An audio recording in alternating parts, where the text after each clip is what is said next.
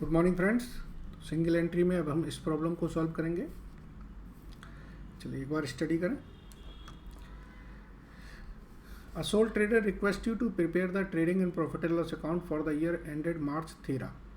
ठीक है, balance sheet दे रखी है मार्च 12 की, यानी कि ओपनिंग बैलेंस शीट हमें दे रखी है।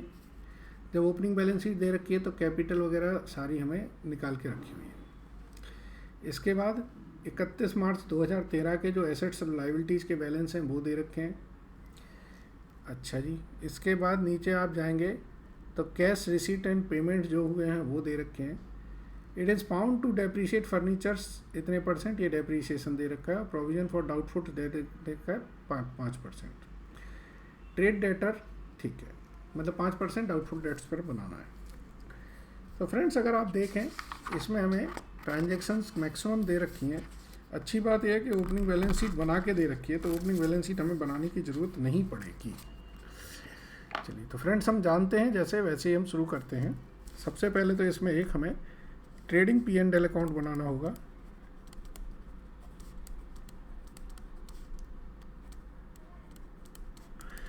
फॉर द ईयर एंडेड 31 मार्च 2013।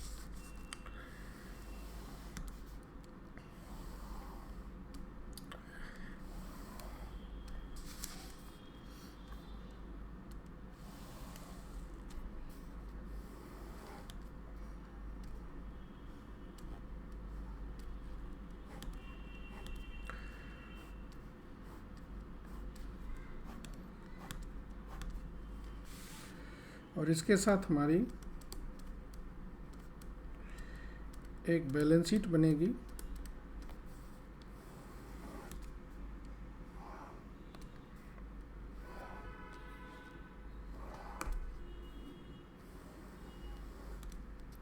ठीक है, 31 मार्च 2013।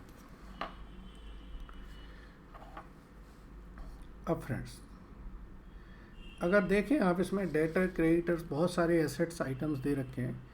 तो डेटर क्रेडिटर BRBP ये 4 अकाउंट्स जो बनते हैं वो बनाएंगे हम। ठीक है, और इसके अलावा और भी जो इन्फॉर्मेशन होगी उनको बनाएंगे। कैश बुक भी बनानी पड़ेगी हो सकता है, क्योंकि ओपनिंग बैलेंस तो दे नहीं रखा ना कैश बुक का। कैश बुक में इन्होंने रिसीप्ट एंड पेमेंट दे रखी है, बट ये नहीं दे रखा है कि ओपनिंग क्या था क्लोजिंग क्या था। यस, तो that we have to prepare,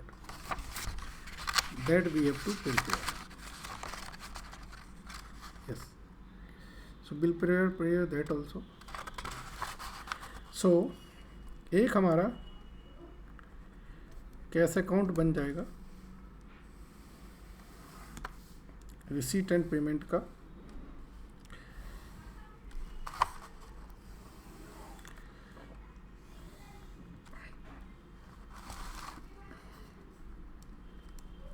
इसके साथ एक डेटर अकाउंट,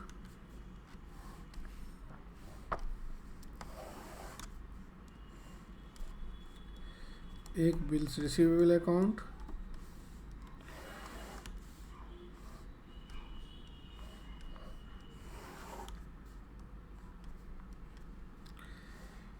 एक क्रेडिटर अकाउंट,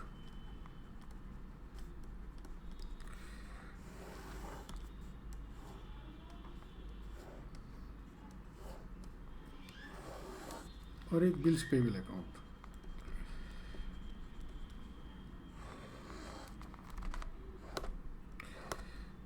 ये चारों अकाउंट हम बना देंगे। ठीक है, cash account, BR account, debtor, creditors. और इसके अलावा अगर हमें कोई और इन्फॉर्मेशन बनानी पड़ी तो वो हम नेक्स्ट पेज पे बनाएंगे। ठीक है, चलिए तो फ्रेंड्स आप जो जानते हैं सबसे पहले हम ओपनिंग बैलेंसेज जो हैं उनको हम क्या करेंगे, ट्रांसफ़र करेंगे। तो फर्नीचर, कंप्यूटर और मोबाइल फ़ोन, ये जो 3 आइटम्स हैं ये हमारी एसेट्स हैं। तो इनको हम एसेट्स में इनर कॉलम में लिख देंगे। Furniture, computer, mobile phone. ठीक है, कितनी कितनी वैल्यूज़ हैं देख लें ज़रा। फर्नीचर की है 96,000, कंप्यूटर की है 24,300 और मोबाइल फ़ोन की है 8,000। ये हमारी 3 एसेट्स हैं, ठीक है।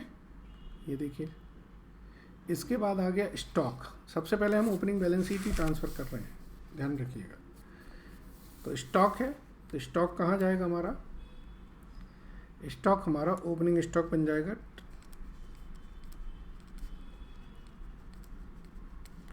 कितना? 89,500। फिर आप आए तो हमारा डेटर्स है, BR है, कैश इन हैंड है। तो डेटर्स BR, ये हमारे डेटर्स के ओपनिंग बैलेंस बनेंगे। तो डेटर्स में ओपनिंग बैलेंस आ जाएगा 55,000। BR का ओपनिंग बैलेंस आ जाएगा 15,000 और कैश का ओपनिंग बैलेंस आ जाएगा 300, ठीक है।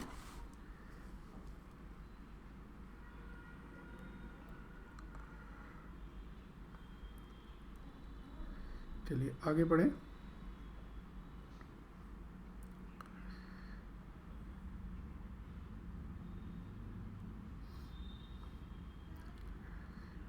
लायबिलिटी साइड में जाएंगे तो आपको बैंक ओवरड्राफ्ट मिलेगा, ट्रेड क्रेडिटर मिलेंगे और बिल्स पेबल मिलेंगे। तो क्रेडिटर्स का ओपनिंग बैलेंस लिख लेंगे हम 52,500 और बिल्स पेबल का ओपनिंग बैलेंस लिख देंगे हम 22,500।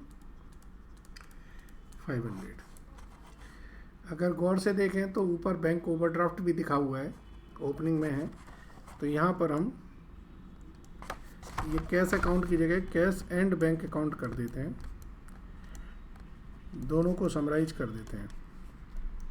और इसको अलग अलग करने की बजाय हम वर्ड यूज़ कर लेते हैं कंसोलिडेटेड, दोनों का इकट्ठा। तो बैंक का ओवरड्राफ्ट का जो ओपनिंग बैलेंस है वो हम यहाँ लिख देते हैं। कहकर बैंक का बैलेंस होता तो हम डेबिट साइड लिखते हैं, ओवरड्राफ्ट का है तो क्रेडिट साइड लिखेंगे, ठीक है। चलिए फ्रेंड्स, अब अगला स्टेप, इसमें आउटस्टैंडिंग एक्सपेंसेस जो हैं वो हम आउटस्टैंडिंग एक्सपेंसेस की तरह ट्रीट करेंगे और जो प्रीपेड एक्सपेंसेस है प्रीपेड की तरह करेंगे। स्टेशनरी के स्टॉक्स को हम स्टेशनरी के साथ में जाएंगे। अब इन्होंने 31 मार्च की क्लोजिंग दे रखी है, उसके पहले इन्होंने ट्रांजैक्शन दे रखे हैं, वो लिखें। तो ये रिसीट्स हैं। कैश सेल से हमारे पास 5,09,800 आया है, तो वो कहाँ जाएगा हमारा? यहाँ पर आप लिखेंगे सेल, कैश सेल 5,09,800, ठीक है, यस। इसके बाद कलेक्शन फ्रॉम डेटर्स हमें आया है, क्वेश्चन में दिया है कितना है? 1,51,900। तो बाय बैंक 1,51,900। बिल्स रिसीवेबल से जो कलेक्शन आया है वो 65,000 का आया है, ठीक है। आप पेमेंट साइड देखें, क्रेडिटर को हमने 3,06,000 पे किए हैं और बिल्स पेबल में हमने 80,000 पे किए हैं। तो टू बैंक 3,06,000 और टू बैंक 80,000। ये चारों ट्रांजैक्शंस का इम्पैक्ट हम यहाँ ले लेते हैं। कैश सेल आ गई हमारी 5,09,800। डेटर से 1,51,900। बिल्स रिसीवेबल से 65,000। क्रेडिटर को जो पेमेंट की हमने वो 3,06,000 की पे की है और बिल्स पेबल को जो हमने पेमेंट की है वो 80,000 की पे की है, ठीक है। आगे बढ़े। सैलरीज हमने दी है 99,000, रेंट हमने दिया है 72, इंश्योरेंस 10,000, ये सब जो है उनको भी लिख दें। सैलरीज 99,000 है, ठीक है। रेंट हमारा 72,000 है। इंश्योरेंस हमारा 10,000। स्टेशनरी का हमने जो पेमेंट किया है 1500।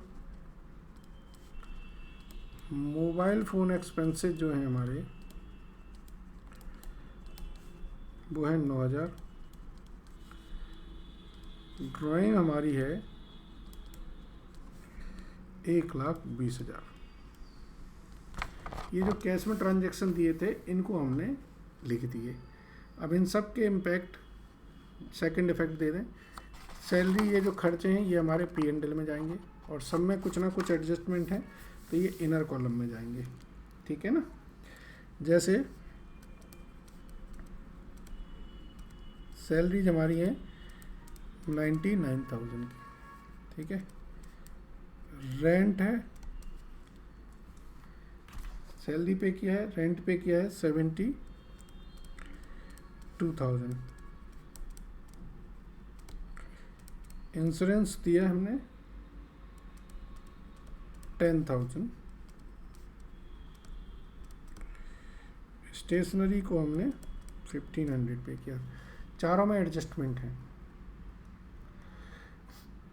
इसके बाद मोबाइल फ़ोन एक्सपेंसेस हैं, तो मोबाइल फ़ोन एक्सपेंसेस में तो कोई एडजस्टमेंट दिया नहीं है तो वो हम सीधा लिख सकते हैं।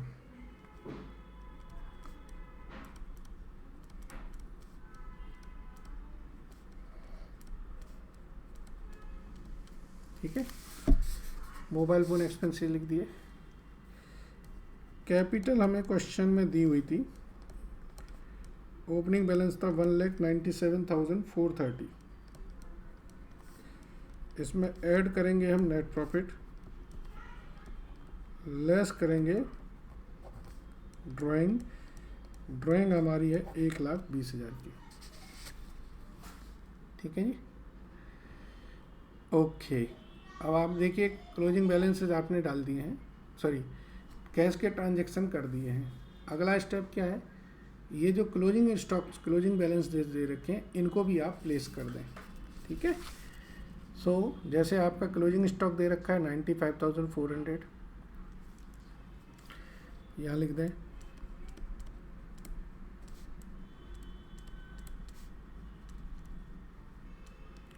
$95,400।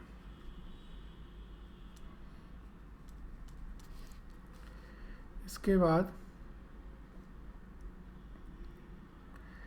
डेटर्स में और BR में बैलेंस दे रखे हैं, इनके लिख दें। डेटर के क्लोजिंग बैलेंस 65,000, BR का क्लोजिंग बैलेंस 20,000, ठीक है। इसके बाद अनएक्सपायर्ड इंश्योरेंस है 2,500 और स्टॉक ऑफ स्टेशनरी है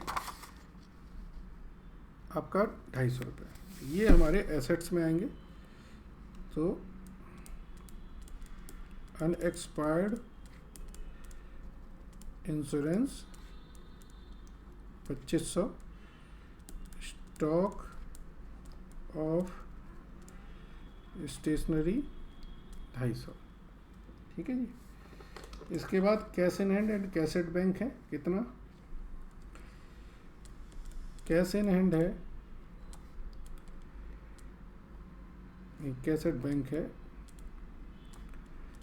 18,000, कैश इन हैंड है 7,230 रुपये, ठीक है। ये लिख लिया आपने। इसके बाद सैलरी आउटस्टैंडिंग है, रेंट आउटस्टैंडिंग है 8,300 और 6,000। सो आउटस्टैंडिंग सैलरीज है, आउटस्टैंडिंग रेंट है, ठीक है जी। फिर है bills payable and trade creditors. तो ये बिल्स पेबल का क्लोजिंग बैलेंस आएगा, और ये ट्रेड क्रेडिटर का है 76,000 और बिल्स पेबल का है 26,500। कैश और बैंक का भी लिख दें यहाँ पर। क्लोजिंग कैश हमारी है 7230 और बैंक है 18,000। चलिए, अब आपने देखा हमने सारी क्लोजिंग बैलेंसेज लिख दी, क्लोजिंग स्टॉक लिख दिया, debtor, BR, prepaid expenses, stock, cash in hand, cash at bank, outstanding salary, ये सारे क्लोजिंग बैलेंस लिख दिए। अब हमारा जो अगला स्टेप है वो आप जानते हैं, दैट इज़ टोटलिंग करना। एक एक स्टेप को करते जाएं टोटल, और उसके बेसिस पर इंफॉर्मेशन बैलेंसिंग फिगर को निकालते जाएं। चलिए, सबसे पहले हम बीपी को करेंगे। बीपी का टोटल आएगा 1,06,500, 1,06,500, तो यहाँ पर आएगा 84,000। ये बैलेंस वो हैं जो हमें क्रेडिटर से नए बीपी मिले थे। तो 84,000 आपका यहाँ पर आ जाएगा। अब इसका टोटल करें तो 396, 466,000 में यहाँ पर भी आएगा 466,000, ये बैलेंस आएगा 4,13,500। ये हमारे बैलेंस आया क्रेडिट परचेज का। और क्रेडिट परचेज हमारी कहाँ टलेगी?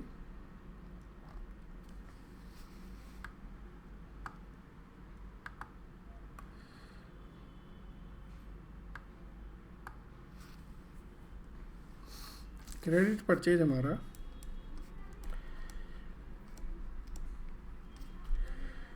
4,13,500, ठीक है। चलिए, अब बीआर को करें टोटल। तो बीआर का टोटल 85,000, ये बैलेंस आ रहा है 70,000। ये वो बीआर हैं जो हमें डेटर से मिले, ठीक है। अब इसका टोटल करें तो ये आएगा 70, 135, 286,900,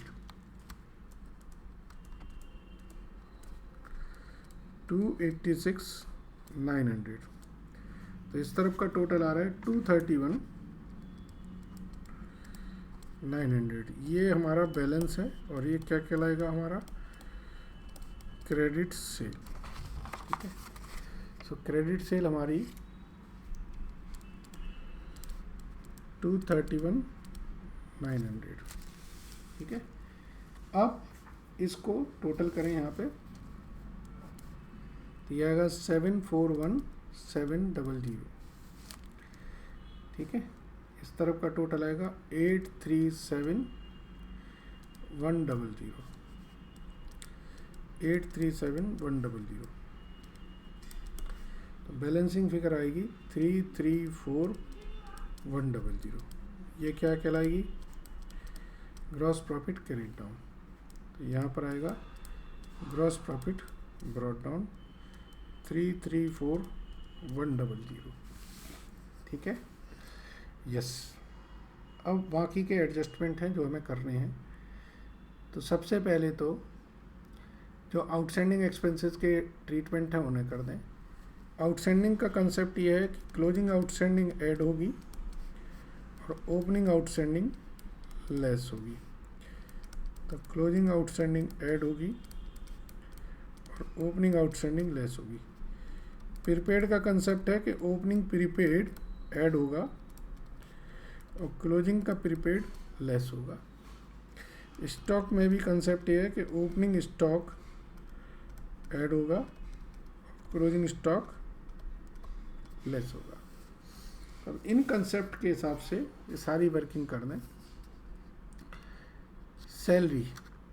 सैलरी आउटस्टैंडिंग ओपनिंग की कितनी दे रखी है, गौर से देखें 8,000, और रेंट का दे रखा है 6,000। तो 8,000 की ओपनिंग है, 6,000 की रेंट की ओपनिंग है, और क्लोजिंग आउटस्टैंडिंग रेंट का 6,000 है, ये हमारा 8,300 है। तो ये 99,300 और 72,000। ठीक है। अब बैलेंस शीट में अनएक्सपायर्ड इंश्योरेंस ओपनिंग में देखिए 2,400 दिया है और क्लोजिंग में दिया है 2,500।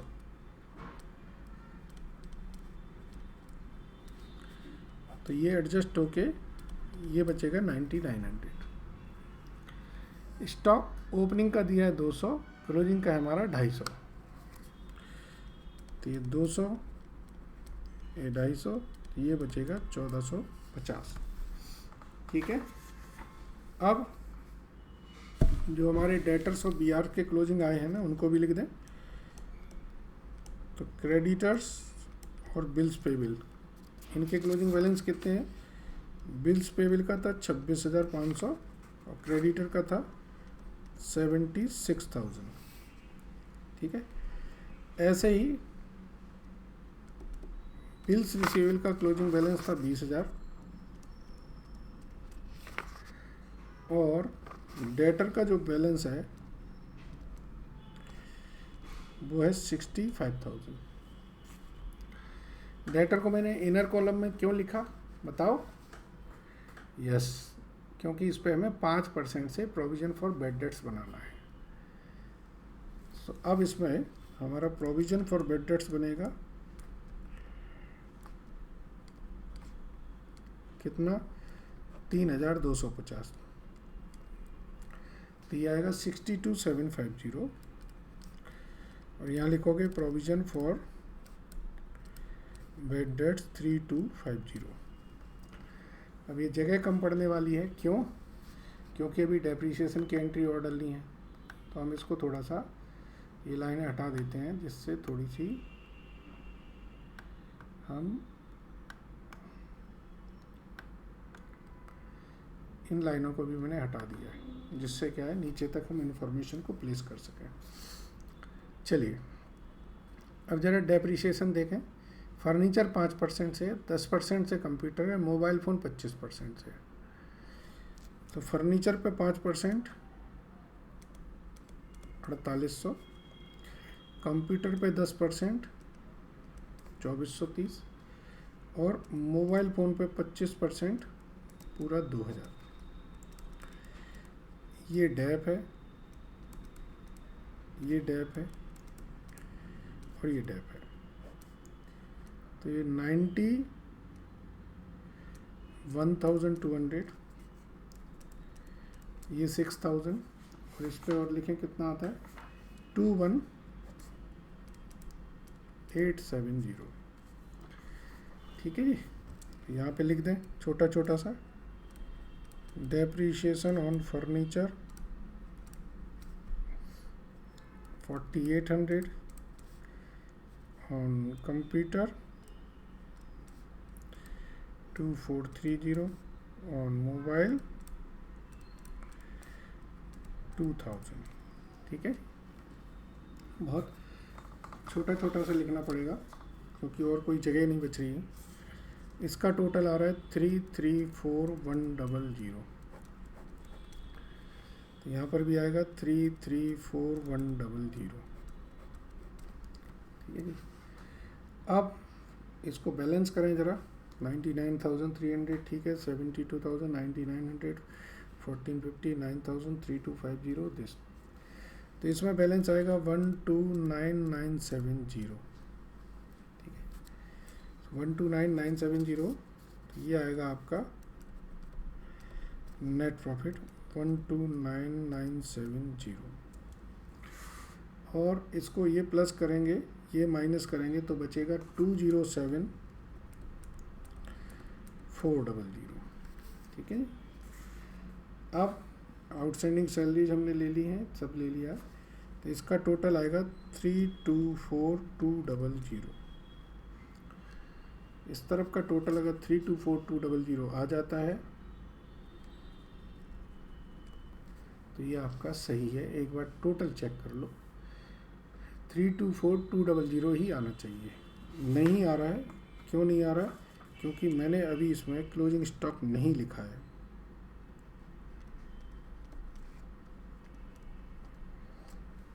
अब आ जाएगा। 95,400 का क्लोजिंग स्टॉक था ना, that we have forgotten. Bank लिखा है, कैश लिखा है, स्टॉक फर्नीचर लिखा है, ठीक है, सब लिखी है बाकी इंफॉर्मेशन। थोड़ा अनटाइडी हो गया है क्योंकि जगह कम थी, बट आई होप सो कि अब इतना भी नहीं है कि आप समझ नहीं पाए। So this is our question which we have done. हाँ, कैश और बैंक बैलेंस आपका टैली हो जाएगा, ये आपका टैली हो जाएगा पूरा। जब आप इसे करेंगे, इसका टोटल करें तो कितना आता है? 1100, 2000, तो 000, फिर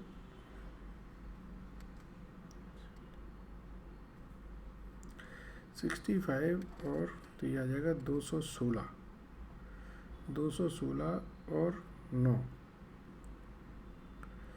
225 और 5, 725, 727, 7,27,000 आएगा ये, 7,27,000 टैली करेगा ये। ठीक है फ्रेंड्स, आई होप क्वेश्चन पूरा क्लियर है आपको। हमने पहले ओपनिंग बैलेंस शीट दे रखी थी, तो हमने इसको ओपनिंग को अपना ट्रांसफ़र किया, इसके बाद कैश के ट्रांजैक्शन प्लेस किए और क्लोजिंग बैलेंस डाल दिए, और जो हम यूजुअली करते हैं वही हमने किया। चलिए, थैंक यू वेरी मच।